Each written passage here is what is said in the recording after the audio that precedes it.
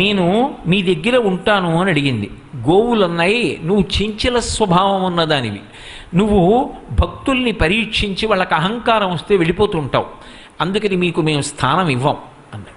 కాదు కాదు, నేను అలా వెళ్ళడం వెనక రావడం వెనక ఒక తాత్పర్యం ఉంది, నేను లోకమాతని, నాకు స్థానం ఇవ్వకపోతే ఎలా అని అడిగింది ఆవిడ.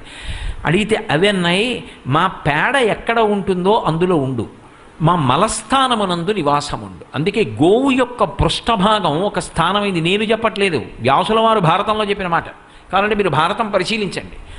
గోవు యొక్క వెనక తట్టు యందు లక్ష్మీదేవి ఉంటుంది. అందుకే ప్రతిరోజు ఒక్కసారైనా గోవు వెనక తట్టు వంక చూసినవాడు, గోవుకి ప్రదక్షిణం చేసినవాడు, ఇంటి ముందు గోవు వెళ్ళిపోతుంటే గ్రాసము అంటే చేత్తో ఇలా కాసిని గడ్డి పరకలు పట్టుకుని ఎవడు పెట్టాడో వాడు సాక్షాత్ జగన్మాత అయినటువంటి లక్ష్మి